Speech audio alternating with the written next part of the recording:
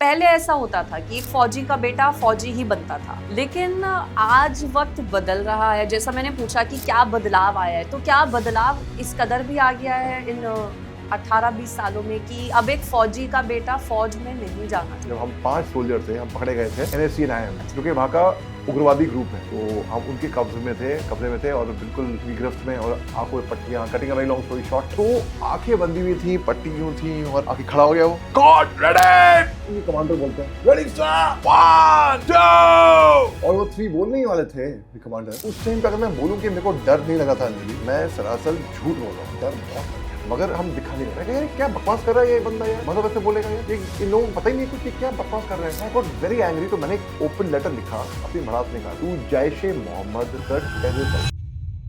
बातचीत की टेबल पर भारत और पाकिस्तान आए। क्या आपको लगता है भारत को पहल करनी चाहिए? वह पहल नहीं मैं कहूंगी, मतलब बातचीत की टेबल पर आना चाहिए पाकिस्तान के साथ। यार के साथ अगर बातचीत हम कैसे करेंगे? आप हथियार लेके आ रहे हो, उग्रवाद फैला रहे हो, आप सीधे नहीं हो पा रहे हो, तो आप उम्मीद कर रहे हो कि हम बातचीत करें आपसे? पीओके की जो आवाम है वो सड़कों पर उतरी हुई है शहबाज शरीफ और मुनीर के खिलाफ। पीओके, क्या लगता है मिस्टर शाह, अब समय आ गया है कि पीओके भारत अपनी तरफ? The easiest way is blame India. Anything goes wrong, वो काबू में नहीं कर पाए तो हिंदुस्तान, पार्टी कोई सी भी हो, फौजियों के ऊपर कभी राजनीति करनी नहीं चाहिए, चाहे ऑपोजिशन हो चाहे रूलिंग पार्टी कोई भी हो। फौजी keep army and defence out of politics यार। अच्छा, बचपन से हमने, मतलब मुझे याद है जब बचपन से जब हम पढ़ रहे हैं सुपर पावर, जब भी सुपर पावर वर्ड आता है तो लगता है यूएस, अमेरिका, सबसे ज्यादा शक्तिशाली देश अमेरिका। लेकिन क्या लगता है अब ये चीज थोड़ी सी खिसक रही है? बिल्कुल खिसक रही है। ग्लोबल पावर शिफ्ट की जो आजकल हम बात करते हैं, तो वो ग्लोबल पावर शिफ्ट जो क्या यूएस से हटकर वो चीन पर आएगा? यस, आएगा। ट्रम्प का ऊपर मैं एक रिसर्च करी थी, इतने छठे झूठे एक नंबर के। Hello and welcome to the Anjali Mudgal show. आज के पॉडकास्ट में हम बात करने वाले हैं कि कैसे बम फटता है गाजा में और उसका असर हो जाता है पूरी नई दिल्ली में। ड्रोन कहीं गिरता है लेकिन हिल जाती है पूरी दुनिया। अभी प्रेजेंट जो मौजूदा हालात है, ग्लोबल पॉलिटिक्स, और उसमें जो चेंज ओवर की बात हो रही है, उसको लेकर भी हम करेंगे बातचीत। मेरे साथ स्टूडियो में बहुत ही खास मेहमान मौजूद हैं। Major general retired doctor Mohammad Ali Shah, बहुत स्वागत है सर आपका major Mohammad Ali Shah. Welcome to the Anjali Mudgal show. Sir, मैं चाहूंगी सबसे पहले हमारे व्यूअर्स को आप अपने बारे में बताएं। जरूर अंजलि, सबसे पहले तो बहुत बहुत शुक्रिया मेरे को यहाँ पे दावत देने के लिए। And Anjali is one of my favourite television anchors, and once an anchor always an anchor, once a television anchor always a television anchor, right? And इनका मैं बहुत बड़ा फैन रह चुका हूँ। हमने बहुत कई सारे शोज करे हैं satellite television, national television channel, India news पे, and the way she delivers is phenomenal. तो it's actually an honour to be here on her show. Now अब देखिए, मैं आपको अगर अपने बारे में बताऊं तो मैं सबसे पहले तो मैं मुझे बताओ देने की अभी आदत अभी लगी है तो माफ़ करना। तो मैं ये कहूँगा कि बचपन में अंजलि मैं वो बच्चा था जो हकलाया करता था, जो तुतलाता था, जो अटक अटक के बातें करता था। बट द सेम गाय जो who would stammer, stutter, Lisp, वो आज पूरी दुनिया में, विश्व में सबसे ज्यादा टेडेक्स टॉक देकर बैठा है।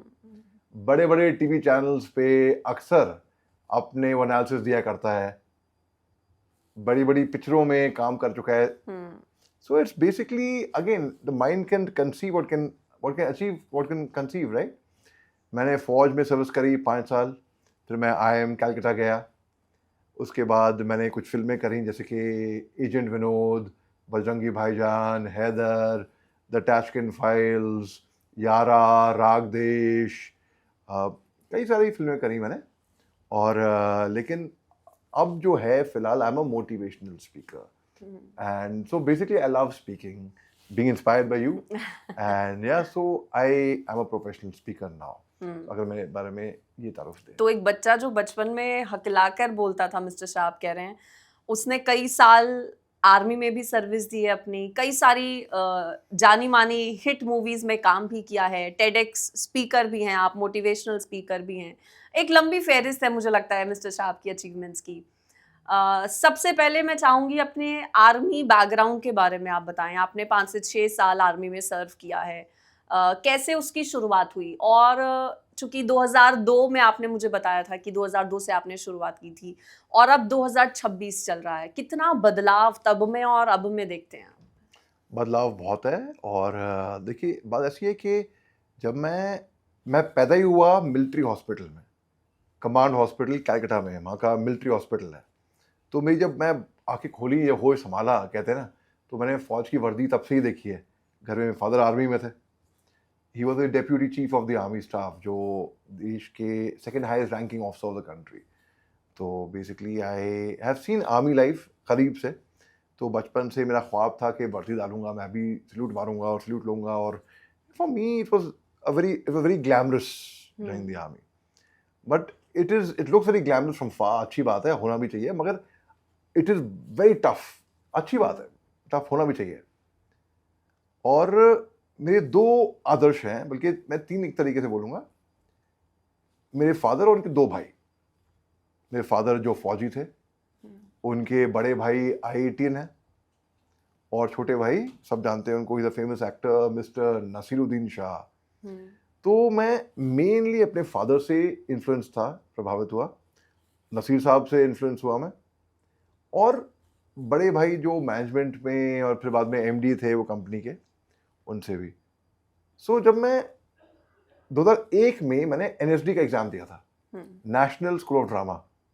पंकज त्रिपाठी जो बहुत बड़े स्टार हैं आज की तारीख में, पंकज और मैं बहुत अच्छे दोस्त थे, हैं और रहेंगे। तो पंकज और मैंने साथ में एग्जाम दिया था NSD का। पंकज का दाखला हो गया था, मेरा दाखला नहीं हुआ था। तो आई ट्राइड अगेन 2002 में, दोबारा नहीं हुआ दाखला मेरा।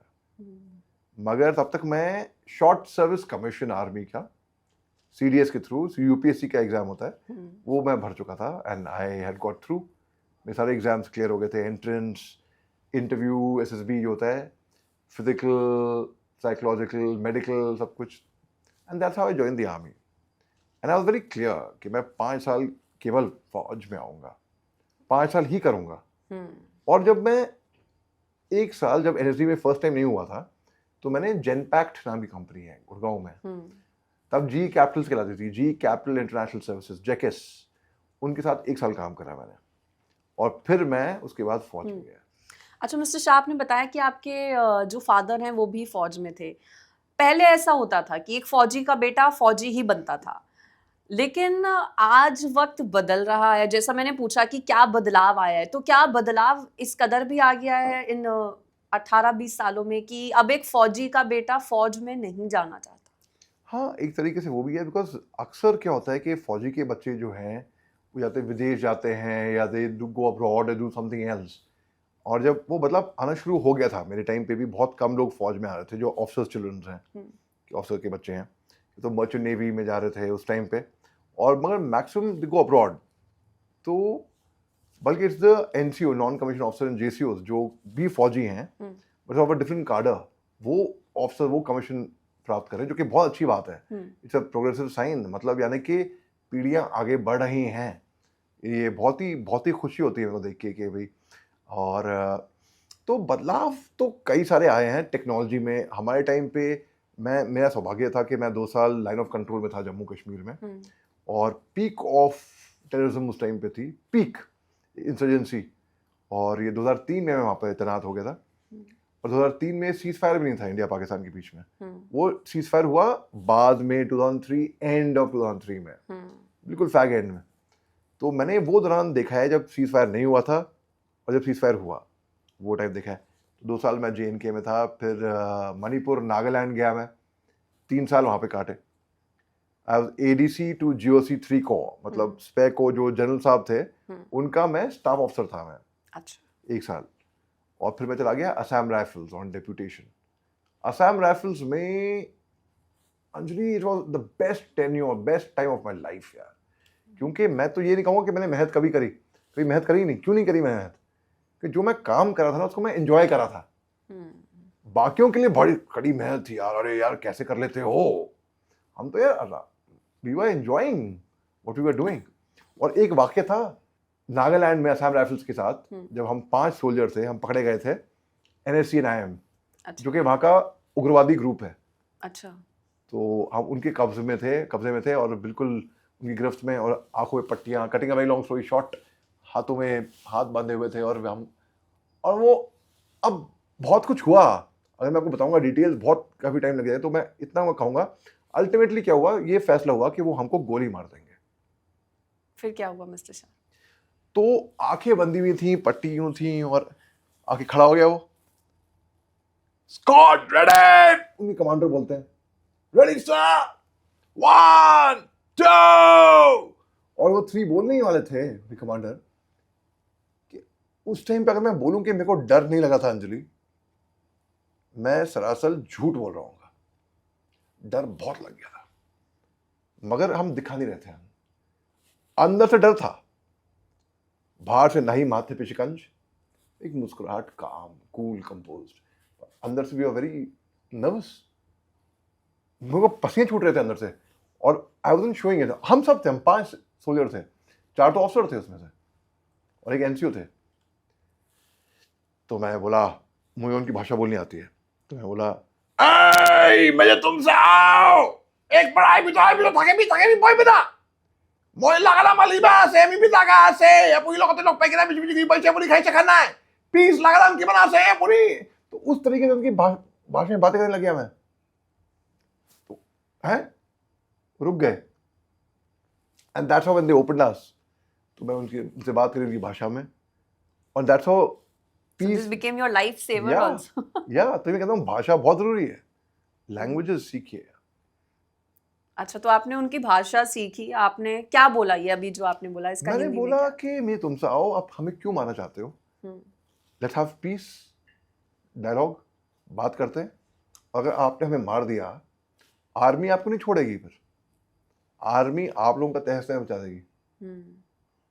खाना खाते साथ में आराम से रिलैक्स, मतलब शांति की बात करी मैंने उनसे, और एंड कटेंगे वही लोग, ऐसा नहीं कि एकदम से रुक गए हो, फिर धीरे करके थोड़ा और टाइम बढ़ गया, बातें करी, गुफ्तगू करी, that's how we got saved. I mean, और हम सब निकल गए वहां से बिना खरोच के, तो ये बहुत बड़ी बात। और जब हम लाइन ऑफ कंट्रोल में थे JNK में, वहाँ की इंसर्जेंसी और नॉर्थ ईस्ट की इंसर्जेंसी काफ़ी फ़र्क है दोनों में।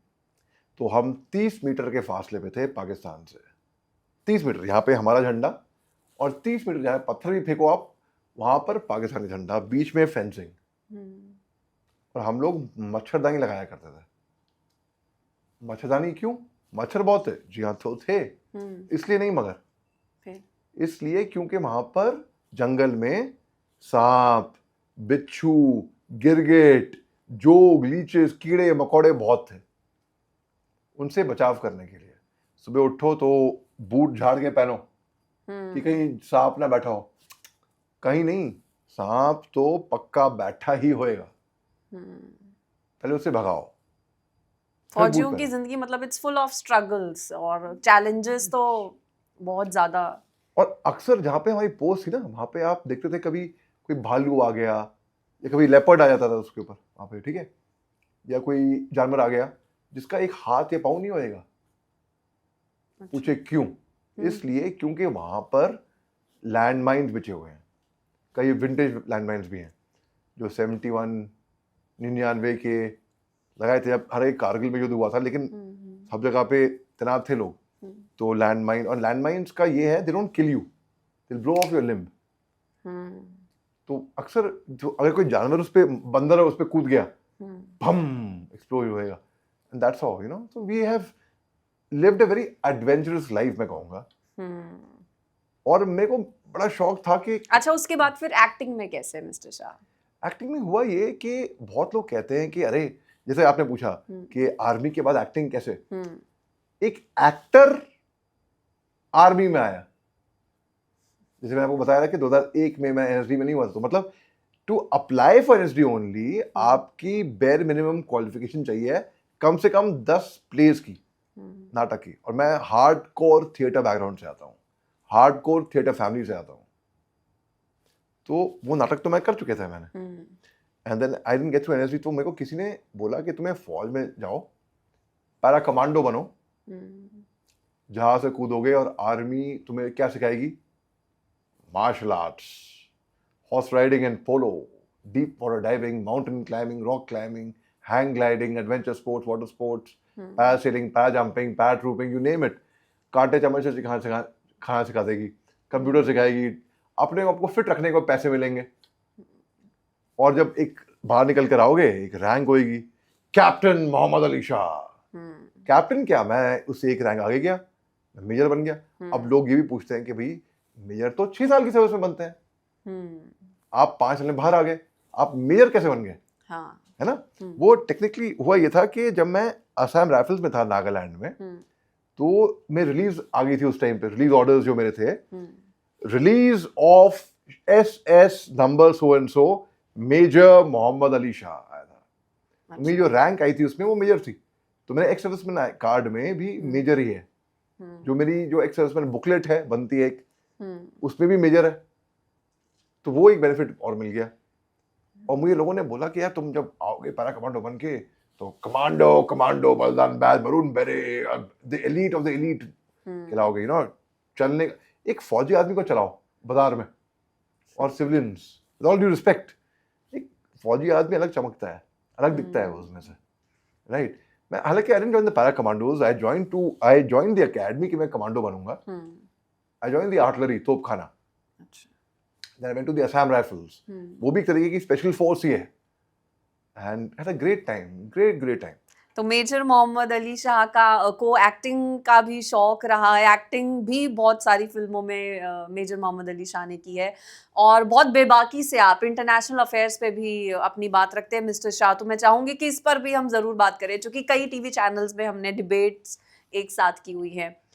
प्रेजेंट जो सिनेरियो है मिस्टर शाह, उसको कैसे देखते हैं आप? मतलब रूस और यूक्रेन आपस में लड़ रहे हैं, अमेरिका और ईरान आमने सामने हैं, लेकिन क्या आपको नहीं लगता कि इसका खामियाजा कहीं ना कहीं भारत को भी उठाना पड़ रहा है, भारत को भी भुगतना पड़ रहा है? तो वही बात हो गई कि रजिया बीच में फंस गई। मतलब भारत का क्या रोल देखते हैं आप? बहुत ही अच्छा सवाल है आपका। देखिए, मैं इस पे पहले मैं आऊँ, एक हल्का सा बैकग्राउंड देता हूँ कि मैं डिफेंस एनालिस्ट सो टू से कैसे बना मैं।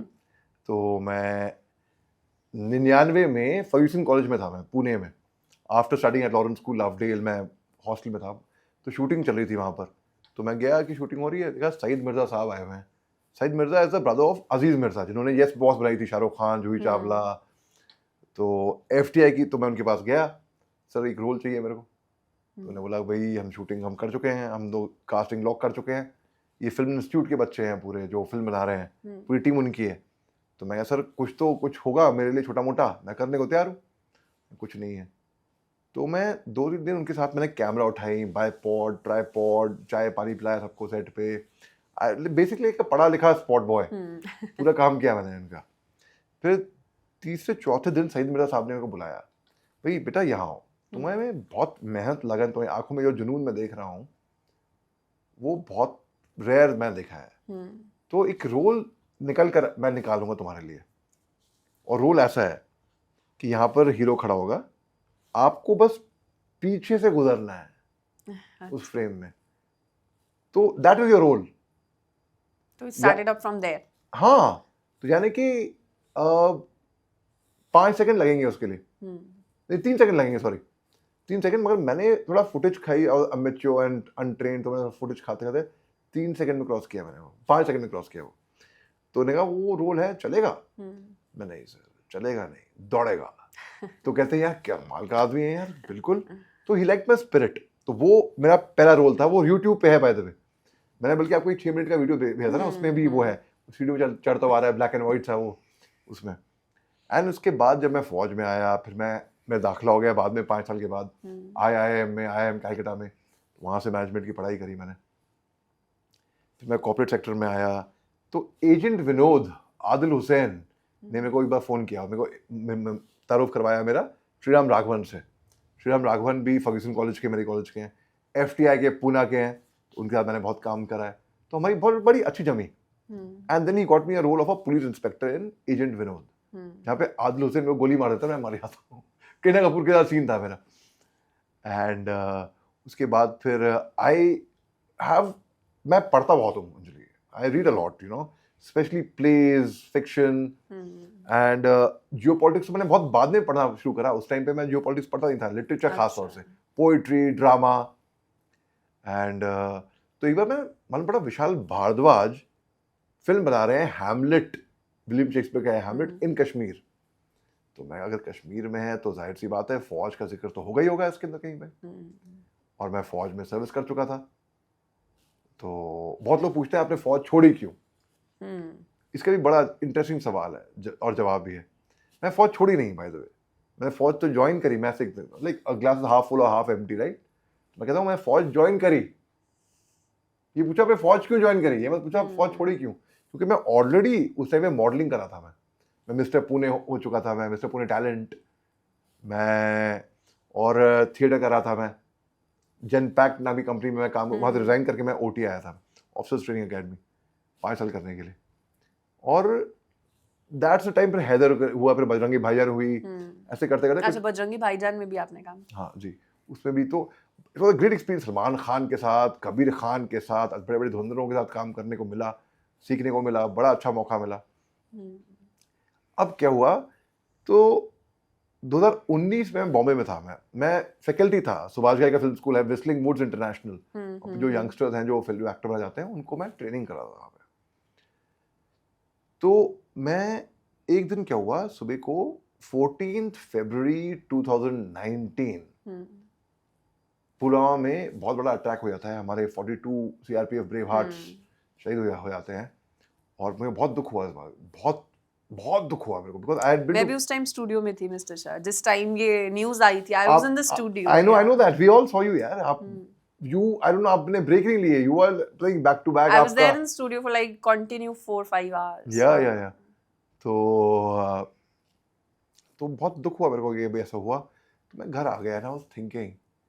और जो सुसाइड बॉम्बर था उसका एक वीडियो वायरल हो रहा था उस टाइम पे कि उसने ऐसे कर रहा है. वो कहता है कि भाई मैं इस्लाम मजहब के नाम पे कर रहा हूँ, ये बकवासबाजी. Now I am Mohammad Ali Shah यार, I am major Mohammad Ali Shah, I am also Muslim. And I felt, मेरे को बहुत गुस्सा आया इस बात के बारे में. मैंने कहा यार क्या बकवास कर रहा है ये बंदा यार, क्या बकवास कर रहा है ये, कौन सा ये मजहब ऐसे बोलेगा यार, ये इन लोगों को पता ही नहीं कुछ, ये क्या बकवास कर रहे हैं. And I got very angry. तो मैंने एक ओपन लेटर लिखा अपनी भड़ास निकालने के लिए to Jaish-e Mohammad the terrorist outfit. रात को मैंने लिखा और 14 उस दिन शाम को लिखा. लिखते 2:30 बज गए रात के. मतलब प्रैक्टिकली नाउ 15 फरवरी पोस्ट मिडनाइट. और वो मैंने फेसबुक पे लगा दिया ऐसे. अच्छा, भड़ास निकालने के लिए. और फेसबुक का लिमिट होता है 5000 friends, you can have more than that. तो 5000 फ्रेंड्स का अपर लिमिट हो चुका था मेरा. और मैं लगा कि मैं सो गया. और सुबह को जाना था लेक्चर के लिए, अगेन विस्लिंग वुड्स इंटरनेशनल. तो जब मैं सुबह उठा तो मैं देखा वही लेटर के जिस बंदे के 5000 फ्रेंड हैं, 10 मिलियन शेयर्स हो चुके थे फेसबुक पे. अच्छा. और ये 2:30 बजे पेस्ट किया. और मेरी आदत है 5 बजे मैं उठ जाता हूँ अपने आप बिना अलार्म के भी. 5 बजे मैं उठा. पहला काम हम क्या करते हैं, हम उठते हैं, हम फोन चेक करते हैं, लाइक्स, कमेंट्स, मैसेजेस, ये सब देखते हैं. 10 मिलियन शेयर. मुझे लगा 10 M का कुछ टेक्निकल एरर है, कुछ मैं कुछ गलत देख रहा हूँ. फिर देखा पर, अब आप हिसाब लगाइए, पर शेयर भी एवरेज बता रहा हूँ मैं आपको. अगर 1000 10,000 क्या था उस लेटर में मिस्टर शाह? उसमें मैंने बताया कि यार, उसमें मैं लिखा you are the true enemies of Islam, जैसे मोहम्मद को लिखा मैंने. And starts like how dare you bunch of cowards dare to call yourself Muslims. ऐसे करके मैंने लिखा था. मेरे फादर थे वाइस चांसलर थे, वो अभी 2-1 साल पहले रिटायर हुए थे उस टाइम पे, अलीगढ़ मुस्लिम यूनिवर्सिटी के. My father has been the vice chancellor of Aligarh Muslim university. And अपने फैमिली के बारे में बताया वहाँ पे. और मैं बताया कि यार आप हमें मत बताओ यार, हैं बकवास की बातें छोड़ो. बहुत गुस्सा आ रहा था मेरे को उस टाइम पे. और पूरी भड़ास निकाली मैंने उसमें लेटर में. इनको जो मैं धज्जियाँ मारी ना जैसे मोहम्मद को, क्योंकि बंदूक तो थी नहीं, गोलियां नहीं थी, तो बेस्ट वे नाउ अब इसके थ्रू डंडा दिया मैंने उनको. अब वो लेटर की खास बात ये है कि इट रेजोनेटेड विद एवरीवन. आप ट्विटर पे कुछ ट्वीट करोगे, कुछ लोग उसको लाइक करेंगे, कुछ लोग डिसलाइक करेंगे. Political post for example. यहाँ पर खास बात थी, पॉलिटिकल आइडियोलॉजी कुछ भी हो, left wing, right wing, centre, कुछ भी हो, Indians, foreigners, NRI, aliens, animals, हर कोई ने कनेक्ट कर गया है, हर कोई. इसलिए वो बड़ा वायरल हुआ था वो लेटर. अब जब वो वायरल हुआ तो मेरे को कॉल आने लग गए बड़े बड़े टीवी चैनल्स के, बड़े बड़े, कि भाई आइए आप इंटरव्यू दीजिए हमें। अच्छा, तो तो फिर वहां से ये वाली जर्नी स्टार्ट हुई हाँ, थी। तो मैं इंटरव्यू दे रहा था एक बहुत बड़े चैनल को, हम्म एंड एक्टर तो हम थे ही थे, we know how to face the camera, studio में कैसे कंडक्ट हम्म करना है, माइक्स, लाइट्स, वो सब की ट्रेनिंग तो थी। Hmm and when I would speak from my heart, hmm and somewhere that connected to the audience. Hmm तो वहां से मेजर मोहम्मद अली शाह टीवी पे आया, डिफेंस एनालिस्ट। मैं कभी भी कोई भी किसी भी तरह का डिफेंस एनालिसिस नहीं किया था अंजलि, अच्छा, मुझे पता नहीं था डिफेंस एनालिसिस होता क्या है। और as a defence expert I would say. वो ग्रेजुएट हुआ, उसके अगले शो में डिफेंस एक्सपर्ट, हम्म अगले शो में डिफेंस एंड स्ट्रेटेजिक एक्सपर्ट। यार तो बहुत बड़ी जिम्मेदारी है, अब तो पढ़ना पड़ेगा। And that's when I started reading about geopolitics, because I remember very clearly 2024 में हम आईटीवी के स्टूडियो में थे, न्यूज़ एक्स इंडिया न्यूज़ के स्टूडियो में, and you had given me a very good compliment, you said you have a good knowledge about geopolitics, आपने उस time पे कहा था। तो I was very kicked, Anjali ने ये बोला है। तो नहीं है, चूंकि आपने जिक्र किया 14 फरवरी वाली उस घटना का 2019 की, तो मैं चाहूंगी इंडिया पाकिस्तान को लेकर भी हम करें। बिल्कुल पाकिस्तान, मिस्टर शाह, क्या बोलूं, मतलब मैं वो दुम है जो कभी सीधी नहीं हो सकती, बिल्कुल कभी 100%, सुधर नहीं सकता। 100%। अच्छा, अब फिर एक खुला पत्र, आप जानते होंगे, आपने पढ़ा होगा, लिखा गया है भारत और पाकिस्तान के प्रमुखों को, About प्रधानमंत्री Narendra 119 Modi, people have written or something. 117 और 117 people, 19, yeah, हाँ yeah, जी, 117, sorry, yeah. हाँ, लिखा है कि बातचीत की टेबल पर भारत और पाकिस्तान आए। क्या आपको लगता है भारत को पहल करनी चाहिए? पहल नहीं मैं कहूंगी, मतलब बातचीत की टेबल पर आना चाहिए यार पाकिस्तान के साथ? हथियार के साथ अगर बातचीत हम कैसे करेंगे? हम्म, आप हथियार लेके आ रहे हो, उग्रवाद फैला रहे हो, आप सीधे नहीं हो पा रहे हो, तो आप उम्मीद कर रहे हो कि हम बातचीत करें आपसे? सॉरी यार, मैं आशावादी हूँ, मैं पीस लवर हूँ, मैंने फौज में बहुत खून खराबा देखा हुआ है, मैं अपने जवानों को, अपने साथियों को अपने बाहों पे मरते हुए देखा हुआ है लाइन ऑफ कंट्रोल में। तो मैं चाहता नहीं कि, और सबसे मुश्किल काम मैंने फौज में रहते हुए ये किया था अंजलि, कि मैं किसी के घर पे अगर फ़ोन करता था और कहता था कि आपका बेटा, आपका पिता, आपका भाई अब इस दुनिया में नहीं रहा, कितना मुश्किल है सोचिए आप। उस एंड से क्या आवाज़ें आती थी, क्या चीख, आप तक मेरे को याद है, और मेरे रोंगटे खड़े हो जाते हैं सोच के। सो आई हैव सीन दैट, सो मैं चाहता नहीं कि कोई, आई वॉन्ट पीस, मगर पाकिस्तान पीस नहीं चाहता ना, हम तो चाहेंगे पीस, और वो हथियार लेकर आएंगे, बात करेंगे। सॉरी सर, ऐसे तो काम नहीं होता। और हमने हर तरीके से, मतलब आप ये मानते हैं कि पाकिस्तान वो है जो कभी सुधर नहीं सकता? Yes. पाकिस्तान के साथ बातचीत आपको लगता है नहीं होनी बेकार चाहिए? बेकार। हम बातचीत करके क्या बातचीत करोगे, वो पीछे से छुरा फोक देंगे। गारंटी हो कि नहीं करेंगे? गारंटी तो है नहीं, है कुछ गारंटी? मैं चाहता हूं कि बातचीत हो, मैं चाहता हूं कि किसी की दुश्मनी ना हो, जहर ना फैले, मगर यार ये सुधरेंगे नहीं।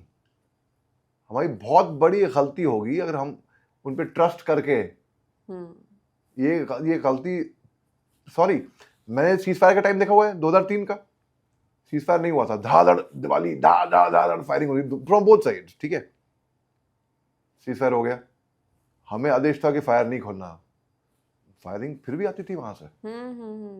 So कई बार वायलेशन किया है पाकिस्तान बहुत ने बार, सीज़फायर का। बहुत बार हमको ऑर्डर्स थे कि नहीं आप, तो आपने कहा ना changes, one of the changes is वहां से फायरिंग आ रही है, ठीक है, सीज फायर हो गया, हमें आदेश नहीं है फायर खोलने का, अब तो फ्री फॉल हो गया, अगर फायरिंग आती है मारो ठोको सालों को, सॉरी टू से, बट ये है हमें वहां तो हमने दबा दब, तो it's like I am not a jingoistic person, I am a peace lover, मगर यार पीस लवर तब तक होएगा ना जब आप शराफत से पेश आओगे, सामने वाला को भी उतनी शराफत से पेश आना चाहिए।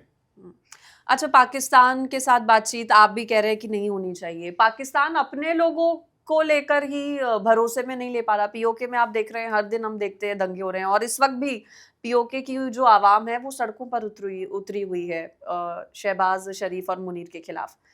पीओके, क्या लगता है मिस्टर शाह, अब समय आ गया है कि पीओके भारत अपनी तरफ ले?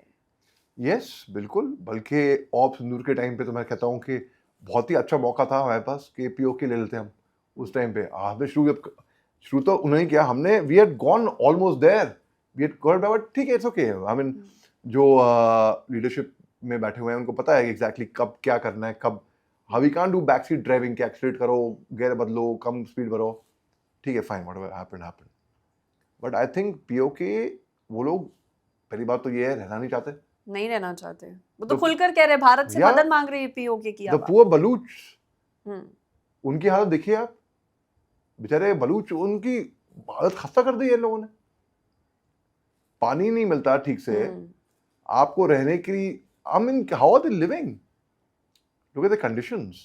हम्म, और जो बीएलए हमले करती है बाद में, दे आर फ्रीडम फाइटर, वो अपनी आजादी के लिए लड़ रहे हैं यार, अपने हक के लिए लड़ रहे हैं, नहीं लड़ेंगे क्या वो?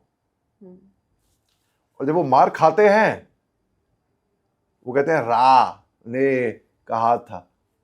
रा क्या होता है पहली बात तो ये, ठीक है? तो and the easiest way is blame India, anything goes wrong, वो काबू में नहीं कर पाए तो हिंदुस्तान पे ब्लेम। अच्छा, ये तो बात हो गई मिस्टर शाह भारत और पाकिस्तान की। अब यहाँ पर जो ओपोजिशन है वो भी सरकार पर सवाल उठा रहा है। सरकार को लेकर कहा जा रहा है, ना सिर्फ विपक्ष की तरफ से बल्कि आम जन से भी आवाज उठती है कि सरकार कहीं ना कहीं अब फेल साबित हो रही है। चूंकि जब ऑपरेशन सिंदूर हुआ था उस वक्त रक्षा मंत्री राजनाथ सिंह का संसद में बयान था कि कोई भी शहादत नहीं हुई है, लेकिन फिर बाद में कुछ महीनों बाद पता चलता है कि ऑपरेशन सिंदूर के दौरान हमारे 6 जवान शहीद हो गए थे। तो अगर शहादत को छुपाया गया है वाकई, तो क्या ये सही है? भले ही पूरा सम्मान दिया हो, नेशनल वॉर मेमोरियल में अब नाम लिखवाए गए हों उन वीर सैनिकों के, लेकिन देरी इस पर हुई है। इस पर आपका क्या टेक है?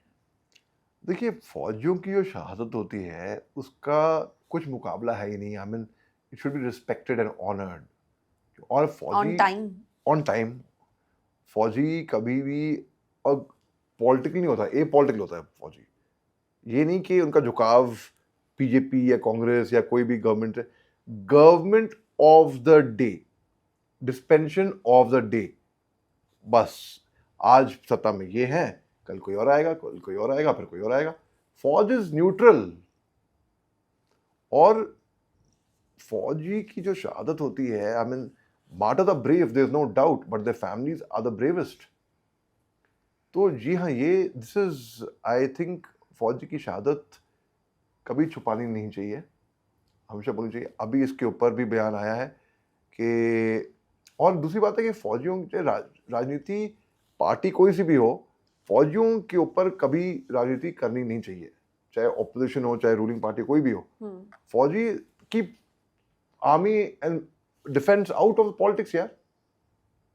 आपकी सियासत लड़ी है आप, करना है, फौज को तो रखिए आप दूर बाहर, बहुत ही क्लीन, नापाक, नहीं पाक, सॉरी नॉट पाक, पाक मीन्स क्लीन, ओके, बहुत ही, it's a very very clean organisation, away from all this भसड़, उसमें अलग रखिए आप।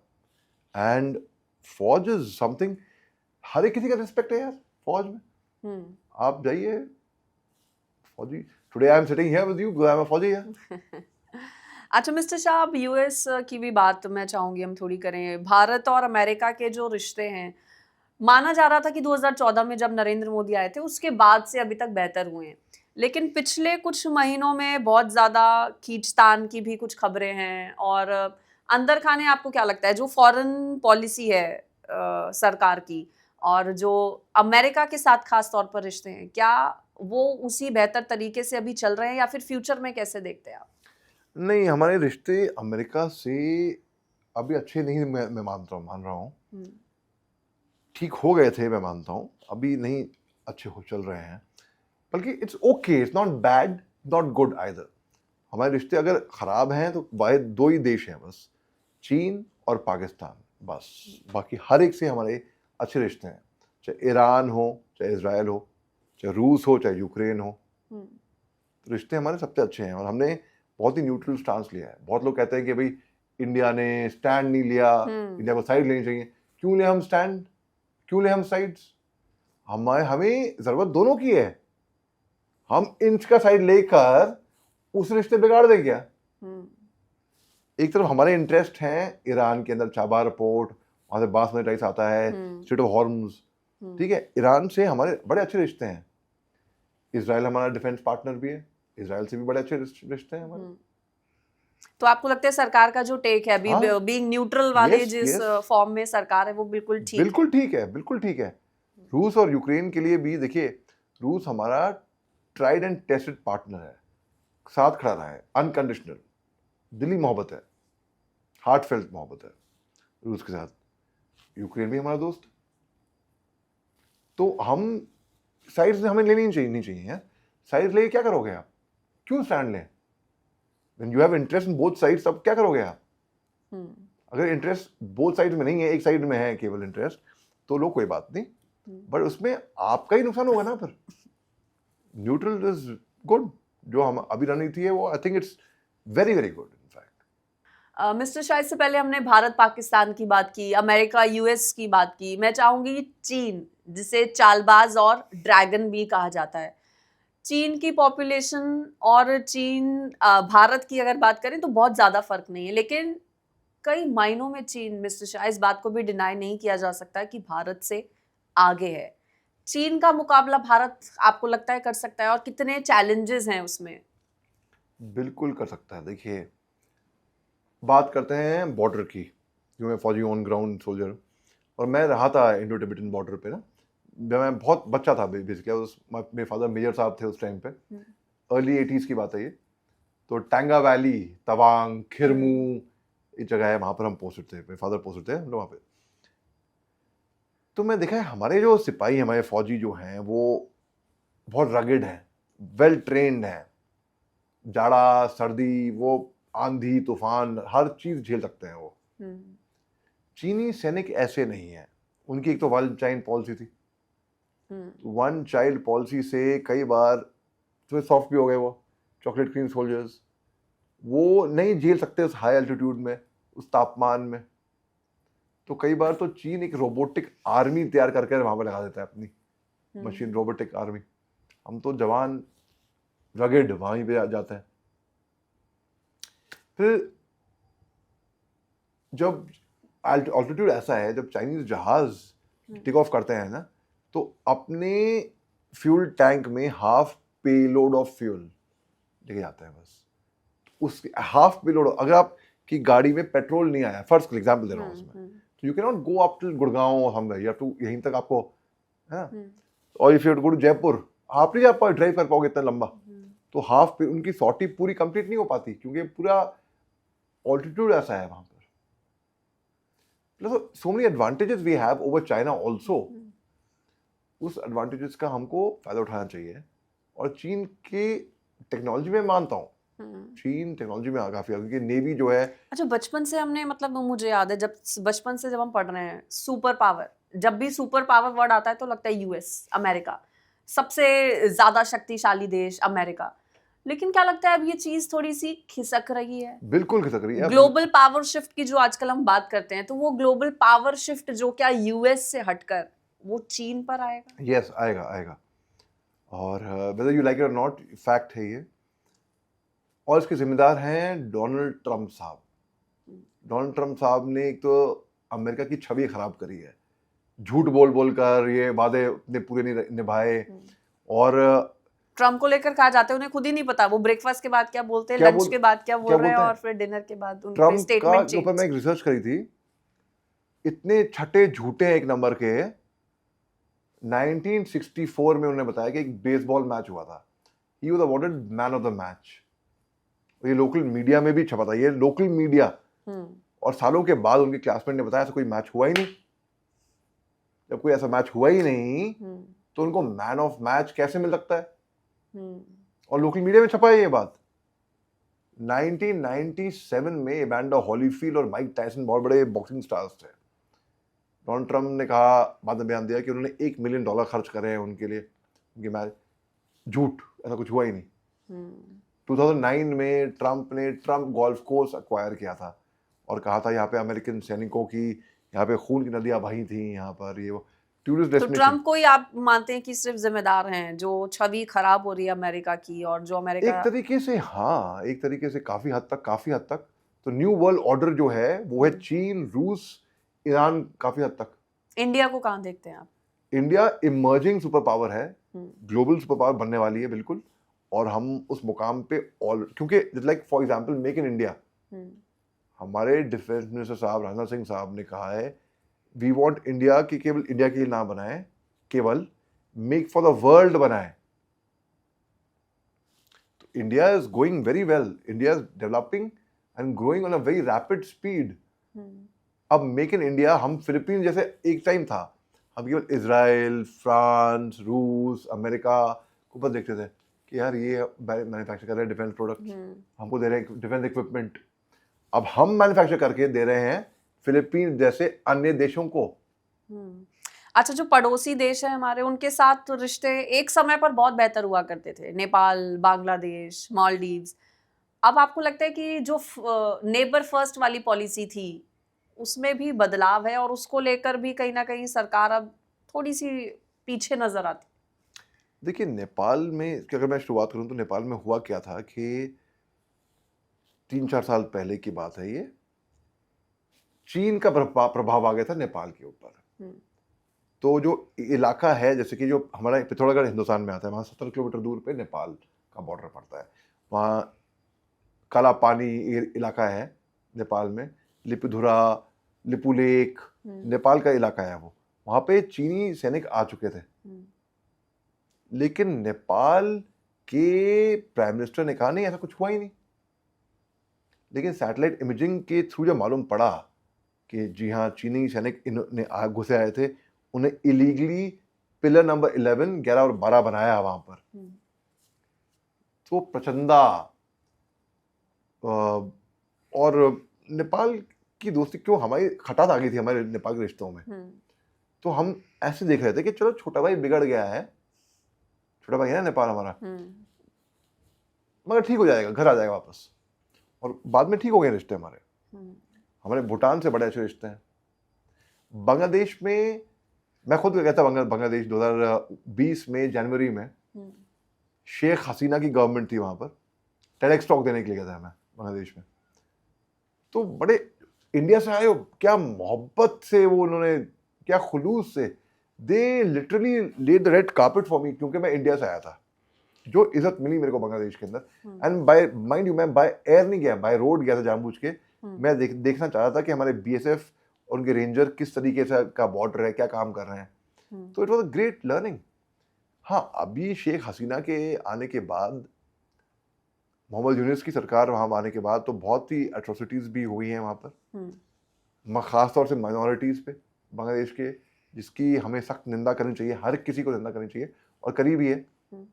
तो हमारे रिश्तों में खटास बात नहीं हुई, वो बात नहीं है जो बांग्लादेश के साथ रिश्ते थे हमारे। पाकिस्तान से तो हमारे शुरू से ही पार्टीशन ही इसलिए हुआ था। और 1951 में लियाकत अली खान, जो पहले वजीर आजम थे पाकिस्तान के, उनका असैसिनेशन हो गया था। और लेफ्टिनेंट कर्नल फैज अहमद फैज, जो कि एक मशहूर शायर हैं वहाँ के, पोएट भी थे, आर्मी में थे, गढ़वाल राइफल्स में थे, वो चले गए एग्जाइल में यूगोस्लाविया। उन्हें कई सारे जेल से कई सारी नज़में लिखी, बोल, मुझसे पहली सी मोहब्बत, और ये वो। इससे मैं शायर भी हूँ एक तरीके से, तो वो पहली सी मोहब्बत मेरे को बड़ी पसंद है, सुनाता हूँ मैं अगर आपकी इजाज़त हो तो। हाँ बिल्कुल mister.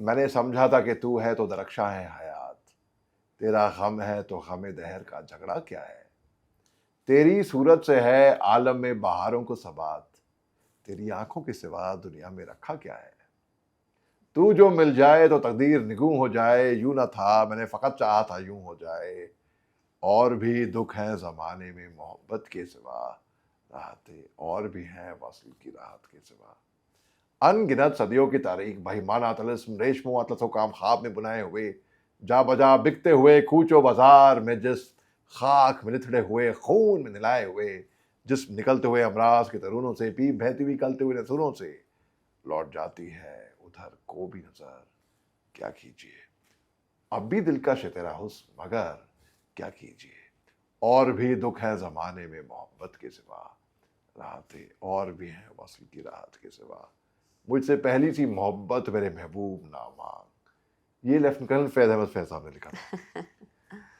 So basically it was again about partition. जो जब हिंदुस्तान और पाकिस्तान साथ में थे, तो उनको लगा कि बड़े, he wrote it like that, बड़े बहुत ही खूबसूरत था। अब वो अलग हो गए हैं, तो जो मेरी मोहब्बत थी इस मुल्क से पहले, वो मोहब्बत अब मत उम्मीद करो मेरे से, वही मोहब्बत होगी. So he was considered to be anti-national of Pakistan, basically. Anti-establishment. तो उनको जेल वेल कर दी थी ये वो that way. So उसको बाद में नूरजहां ने भी गाया एज अ रोमांटिक नज़्म कि मेरे एक्स बॉयफ्रेंड कि मुझसे पहली सी मोहब्बत में महबूब नवा. तो best thing about poetry is you can translate it, you can adapt it, you can interpret it the way you want to do it. तो लेकिन आप पाकिस्तान की बात करें तो देखिए पाकिस्तान सुधरेगा तो कभी है नहीं, ये मुझे मालूम है. कितने पीस टॉक कर लिए, कितना कुछ कर लिया, लेकिन ना, सॉरी सर, वो अगर वो आतंकवाद उग्रवाद को बढ़ावा ना दे, अपने सरजमीन पे आतंकवादियों को ना पाले, तो अच्छी बात, तो उम्मीद दिख सकती है. लेकिन ऐसा करेगा क्या? एक्सेप्टेंस ही नहीं है ना मिस्टर शाह. फिर एक्सेप्टेंस ही नहीं है. हाँ, बदलेगा कैसे? फैक्ट्री यहाँ चलती है वो पाकिस्तान हाफिज सईद में और मौलाना आतंकवाद. मसूद अजहर को, मौलाना मसूद अजहर जी, हाफिज सईद जी, मैंने एक चैनल पे था, मैं टीवी चैनल पे, मैंने पूछा उसामा बिन लादेन कहाँ पे पाया गया? नहीं वो इंटेलिजेंस फेलियर हो, बकवास की बात है ये वो. तो I don't think they consider those people terrorist. जब वो उनको वो उग्रवादी ही नहीं मानते, एक्सेप्टेंस ही नहीं है, तो क्या सुधरोगे यार? आप डॉक्टर के पास गए हो इलाज कराने के लिए अपना, पहले तो आप मान लो ना बीमार हो, तब तो इलाज हो पाएगा. आप नहीं, मैं बीमार हूं ही नहीं, तो क्या डॉक्टर इलाज करेगा, क्या दवाई दिलाएगा आपको यार? बिल्कुल ठीक है आपने मिस्टर शाह. अच्छा, मैं अब हमने भारत की पड़ोसी देशों के साथ रिश्तों पर बातचीत की, ग्लोबल पावर शिफ्ट को लेकर भी हमने बातचीत की. अब मैं देश के भीतर की बात करना चाहती हूँ आपसे. एक दो सवाल इस पर भी मैं करूंगी. राहुल गांधी, इमेज राहुल गांधी की 2014 के बाद से मिस्टर शाह जो बनाई गई थी, क्या आपको लगता है कि वो इमेज अब धीरे धीरे बदल रही है? लोगों का भरोसा कांग्रेस पार्टी की तरफ पिछले कुछ महीनों में यूं कहें तो राहुल गांधी के प्रति और कांग्रेस पार्टी के प्रति बढ़ता हुआ देख रहे हैं. आप एक्सेप्ट करते हैं, आप मानते हैं इस चीज? मैं बिल्कुल मानता हूँ, 100% मानता हूँ, इसमें कोई शक की बात नहीं है. राहुल गांधी की इमेज भी काफ़ी इम्प्रूवमेंट हुई है. लेकिन मगर अंजलि ये बात देखनी पड़ेगी कि राहुल गांधी को अगर तुलना करते हैं हमारे प्रधानमंत्री साहब नरेंद्र मोदी साहब से, ठीक है, who speaks very well, great orator, great good leader, बहुत कैरिज्मेटिक, बहुत फॉलोइंग भी है उनकी, बहुत पॉपुलर भी हैं. Rahul Gandhi from number 3 has become number 7. Improvement हुई है, 3 नंबर से नंबर 7 पे आ गए. बहुत जबरदस्त इंप्रूवमेंट है. मतलब ये भी तो देखो कि बाजू वाला 9 नंबर पे बैठा हुआ है भाई. इंप्रूवमेंट हुई है. 3 से आप 7 पे आ गए, दैट्स अ गुड जंप. मगर बाजू वाला ऑलरेडी 9 पे बैठा हुआ है. तो basically we do not even have a strong opposition. अगर एक स्ट्रॉन्ग ऑपोजिशन होती, मैं, कई लोग हैं जो शायद हमें प्रधानमंत्री साहब को वोट ना देते, मगर वो कहते हैं कि और चॉइस क्या है मुझे बताओ, इसलिए उनको वोट तो देना है. ऑप्शन नहीं है इसलिए मोदी है. ऐसा नहीं है कि ऑप्शन नहीं है इसलिए मोदी है, वो तो है ही है, ही इज वेरी पॉपुलर. मगर कुछ लोग ऐसे भी हैं तो राहुल गांधी को वोट देते हैं. राहुल गांधी अपने आप को पहले मजबूत कर, अभी वो ऑल इंडिया यात्रा पे गए, वो पद यात्रा पे गए, know all he join people together, जो कि पद यात्रा जो कि बहुत सफल भी हुई थी काफी हद तक. और मगर ये चीज अगर वो पहले कर देते, चलो दे रहा है, दुरुस्त है, ठीक है, अच्छी बात है, मगर आप देखो तो आपके बाजू में ऐसे नहीं है कि ऑप्शन नहीं है. नरेंद्र मोदी साहब is very popular leader, there is no doubt about it. तो but also at the same time कुछ वोटर ऐसे भी होंगे जो जिनके पास ऑप्शन ना ही भी होगा, वो भी, तो he that makes him even stronger now. तो राहुल गांधी की छवि बदली तो है, इसमें तो कोई शक की बात नहीं है, मगर जिस हिसाब से बदलनी चाहिए थी पहले और बनना चाहिए था, वो अब तक इमर्ज, सॉरी टू से, नहीं हुई है. I wish him well, he is well educated, या खानदानी आदमी है, कुछ भी बोलो तो या I mean, but he could have been much way ahead had he wanted. वापस आपकी जर्नी पर आते हुए मिस्टर शाह, TEDx स्पीकर कैसे, इसकी शुरुआत कैसे हुई? और 2024 में आपको एनालिस्ट अवार्ड भी मिला था, उस पर भी मैं चाहूंगी कि आप शेयर करें हमारे व्यूअर्स के साथ. Very good question. क्या हुआ था कि मेरे को स्पीकिंग का शौक था, मेरे को, आई वुड स्पीक, मगर फर्क सिर्फ इतना था कि मुंह खोल के बातें करने के पैसे तब नहीं मिलते, 2019 के बाद, पहले नहीं मिलते थे, 2019 के बाद मिलने लग गए। When I became a professional speaker, तो फर्क सिर्फ इतना था, how it happened। तो मैंने एक प्ले किया था, the major actors assorted monologue, 3.5 घंटे का प्ले है, और स्टेज पे मैं ही हूँ, बम्बई में मैंने किया था ये।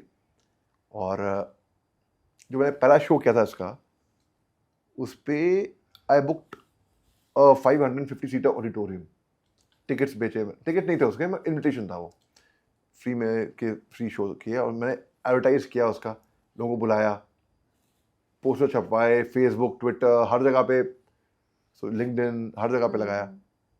आप यकीन मानेंगे अंजलि, कितने लोग आए थे 550 सीटर ऑडिटोरियम में? इतना इश्तिहार लगाने के बाद 7 लोग। अच्छा। तो दिल टूट गया मेरा। 3.5 घंटे की परफॉर्मेंस, अंग्रेजी, हिंदी, उर्दू, संस्कृत, 4 भाषाओं में है, और कोई इंटरवल नहीं है, पूरे प्ले में मैं ही हूं। मगर इन 7 ने मेरे को स्टैंडिंग ओवेशन दिया था।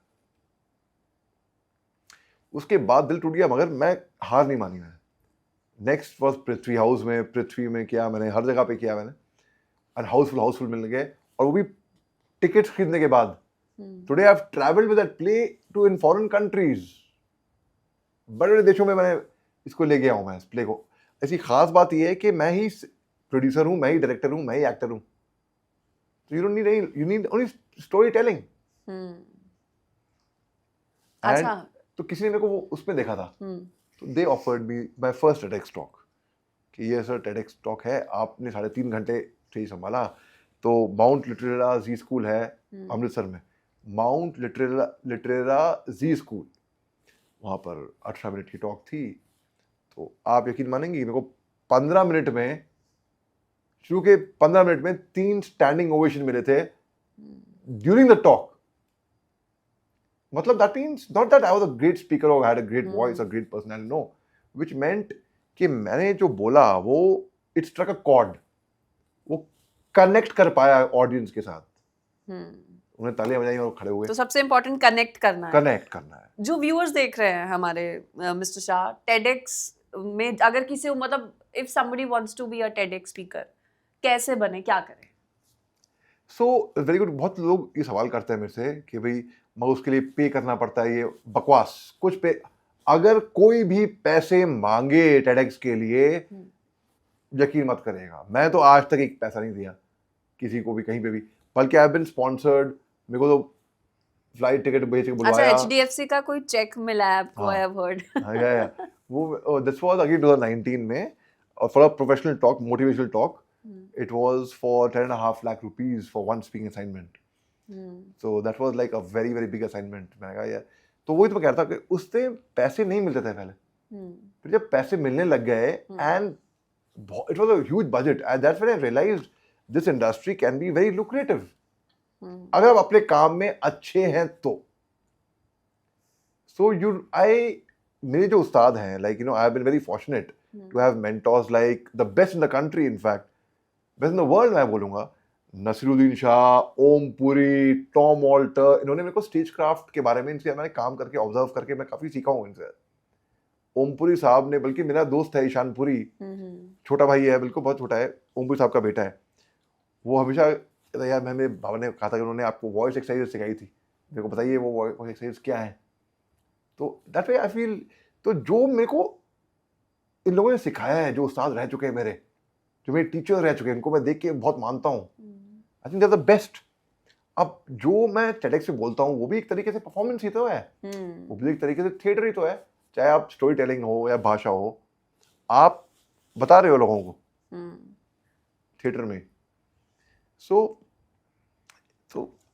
वन कंपनी में व्हाट्सएप DP पे है, वो प्राइवेट जहाज भेजा मेरे को लाने के लिए, क्योंकि मैं उस दिन नहीं आ पा रहा था। अच्छा। तो उन्होंने बोला कि हमें आप ही चाहिए। प्राइवेट जहाज किसने भेजा? ये एक कॉर्पोरेट कंपनी है, एक IT कंपनी है बैंगलोर में। तो they wanted me on one particular date. मैं कहा नहीं, इस दिन डेट पे तो नहीं है, एक दिन आप प्लस माइनस कर सकते हैं। मैं बहुत बिजी हूँ उस दिन, क्योंकि उस दिन मेरे को एक मीटिंग थी, एक ऑडिशन था, एक परफॉर्मेंस था, I was engaged the whole day. जैसे नहीं, आप कब बिजी हैं? सेकंड हाफ में, हम आपको सेकंड हाफ तक भेज देंगे। अब फ्लाइट्स जो हैं मॉर्निंग में जा रही हैं बॉम्बे से बैंगलोर, हम्म, और रिटर्न फ्लाइट्स हैं रात को। तो उन्होंने प्राइवेट जहाज भेजकर बुलाया। Wow. That is when I felt, भाई अगर HD लाइफ इंश्योरेंस इतनी बड़ी कंपनी मेरे को ट्रैवल करा रही है कलकत्ते, बॉम्बे, दिल्ली, एंड इतना फैट चेक, 1 लाख में होते हैं 5 डिजिट्स, 6 डिजिट्स में दिया payment, right? Great mister Shah, मुझे लगता है इतनी सारी बातें हमारी जो कभी खत्म नहीं होंगी। इतना मजा आ रहा है आपके साथ बातचीत करके, इतना इंटरेस्टिंग है। लेकिन आखिर में मैं चाहूंगी, major Mohammad Ali Shah, an actor, TDX speaker, a motivational speaker, क्या मैसेज देना चाहेंगे मेरे व्यूअर्स को आप लास्ट में? एक कविता के जरिए मैं बताऊंगा ये बात। ये never give up in life. जो बच्चा हकलाया करता था, तुतलाया करता था, अटक अटके बातें करता था, पतली सी आवाज थी, वो बच्चा आज की तारीख में एक इंटरनेशनल टेडेक्स स्पीकर बन के बैठा हुआ है आपके सामने, जिसने दुनिया में सबसे ज्यादा टेडेक्स टॉक दी है विश्व भर में। तो सोहन लाल द्विवेदी की कविता है ये, जो कि हरिवंश राय बच्चन साहब के नाम से मशहूर हो गई थी। क्यों? क्योंकि अमिताभ बच्चन साहब ने इस कविता को कौन बनेगा करोड़पति के शो पे कहा था। तो लोगों को लगने लग गया कि ये हरिवंश राय बच्चन साहब की कविता है। लेकिन बाद में अमिताभ बच्चन साहब ने ट्वीट किया, क्लैरिफाई किया कि ये सोहन लाल द्विवेदी की कविता है। वो लिखते हैं, लहरों से डरकर नौका पार नहीं होती, कोशिश करने वालों की हार नहीं होती। ये ब्लू शर्ट में बैठे हुए हैं, ये लिख दो कमेंट वहां पर एक आध। शाबाश, क्या लिखा है वहां पे? अरे इसको कविता पता है इसको? अंजलि, ये कविता लिख दी इन्होंने यार कमेंट में यार। Good, high five. लहरों से डरकर नौका पार नहीं होती, कोशिश करने वालों की हार नहीं होती। एक नन्ही चींटी जब दाना लेकर चलती है, चढ़ती दीवारों से 100 बार फिसलती है। मन का विश्वास, रगों में साहस भरता है, चढ़कर गिरना, गिरकर चढ़ना ना खड़ता है।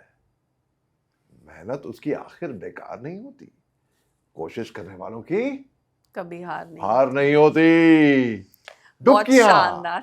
डुबकियां सिंधु में गोताखोर लगाता है, जा जाकर खाली हाथ लौट आता है।